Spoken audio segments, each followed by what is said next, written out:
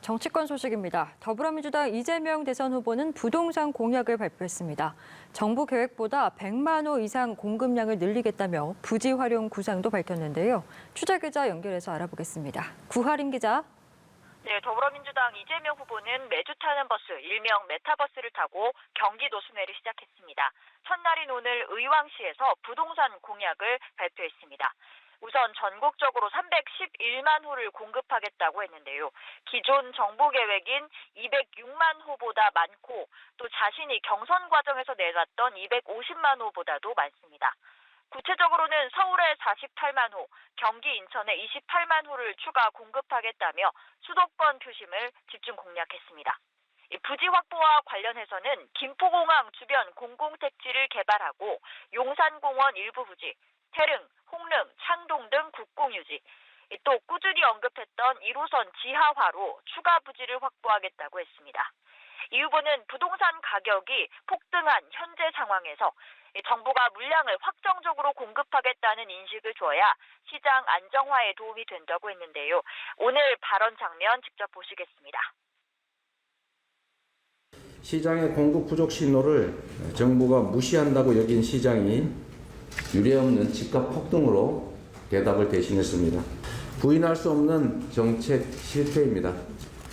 이재명 정부는 국민의 꿈과 시장의 요구를 존중하겠습니다. 필요한 주택을 충분히 속도감 있게 공급하겠습니다. 이재명 후보는 자신을 정치적으로 성장시켜준 정치적 고향이 바로 경기도라고도 했는데요.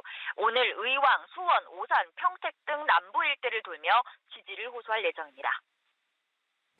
국민의힘 윤석열 대선 후보도 바쁘게 움직이고 있는데요. 국민들이 직접 제안한 아이디어를 기반으로 생활 밀착형 공약을 발표했다는데 어떤 내용입니까? 네, 국민의힘 윤석열 후보는 생활 밀착형 공약을 발표하고 있습니다. 오늘은 일명 국민 공약 언박싱 데이 이렇게 정했습니다.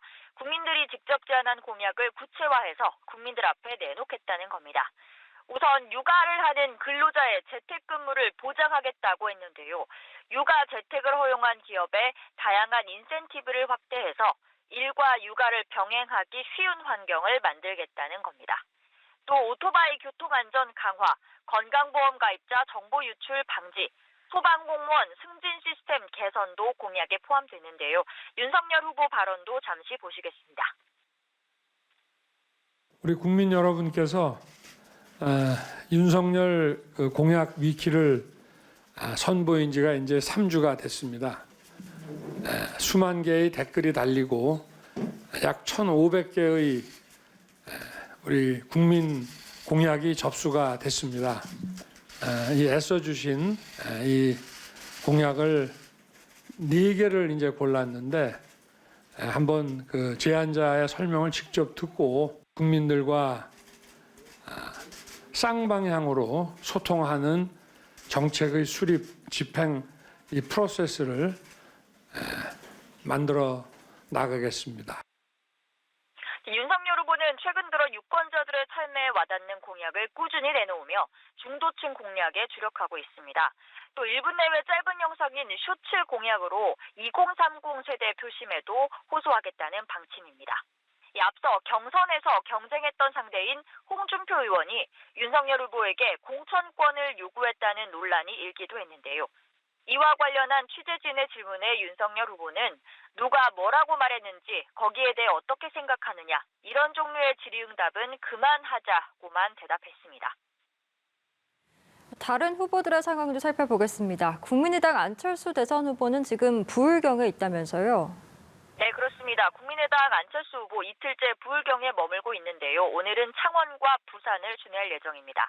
안 후보는 자신과 민주당 이재명 후보 1대1 구도가 되면 자신이 큰 차이로 이기는데 윤석열 후보와 이재명 후보가 대결하면 박빙이라고 이야기했습니다. 즉 자신이 야권 대선 후보로 더 경쟁력이 있다는 취지인데요. 안철수로 단일화를 뜻하는 안일화라는 말이 나온다고도 거듭 강조했습니다. 또 SNS를 통해서는 김정은 북한 국무위원장을 향한 메시지를 밝혔습니다. 최근 북한이 핵실험과 ICBM 발사를 재개하겠다고 시사한 데 대해 비핵화 의지를 명확히 밝히고 대화 재개를 선언할 것을 요청한다고 했습니다. 안철수 후보는 오늘 오후에는 미국에서 귀국하는 딸 설희 씨를 마중하러 인천국제공항으로 향합니다. 지금까지 국회에서 전해드렸습니다.